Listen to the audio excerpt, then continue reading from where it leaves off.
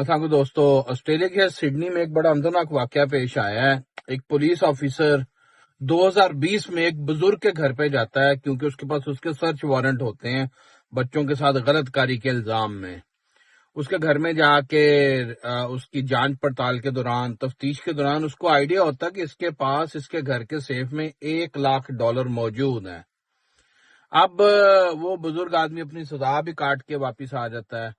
4 سال کے بعد یہی پولیس آفیسر کسی ایک اور بندے کو اپنے ساتھ ملاتا ہے کیونکہ اس کو پتا ہوتا ہے کہ بزرگ کے گھر میں $1,00,000 موجود ہے۔ اپنے ساتھ ملاتا ہے، گاڑی کرائے کی لے لیتا ہے وہاں پہ تاکہ پتہ نہ چلے، اور کرائے کی گاڑی میں جو پیٹرول ہے وہ بھی پیٹرول پمپ سے جا کے نہیں بھراتا کیونکہ پیٹرول پمپ پہ جو کیمرے لگے ہوتے ہیں وہ گاڑی کے نمبرز نوٹ کر رہے ہوتے ہیں۔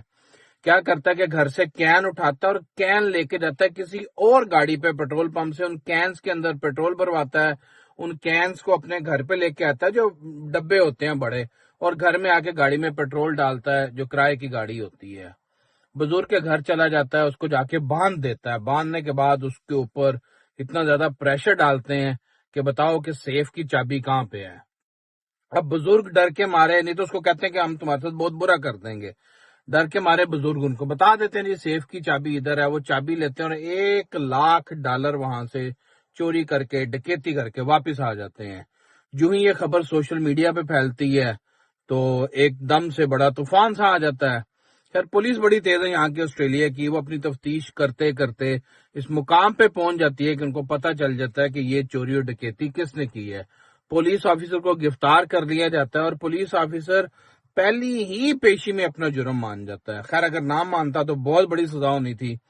جج اس کو 10 سال کی سزا دے دیتا ہے اس شرط کے ساتھ کہ اگر جیل کے اندر وہ 6 سال اچھے گزارے گا تو اس کو پے رول کے اوپر یعنی کہ اس کو شرائط کے ساتھ آزاد کر دیا جائے گا کہ باقی 4 سال وہ کوئی بھی جرم نہیں کرے گا۔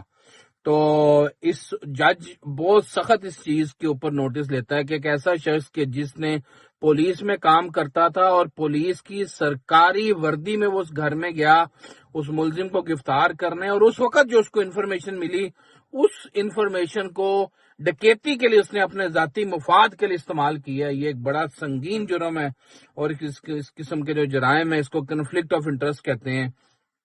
جناب انصاف کا نظام آسٹریلیا میں بڑا صاف، شفاف اور کلیئر ہے۔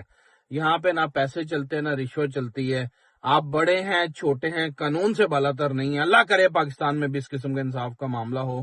خالد بھٹی کو اجازت دیجیے، اللہ حافظ۔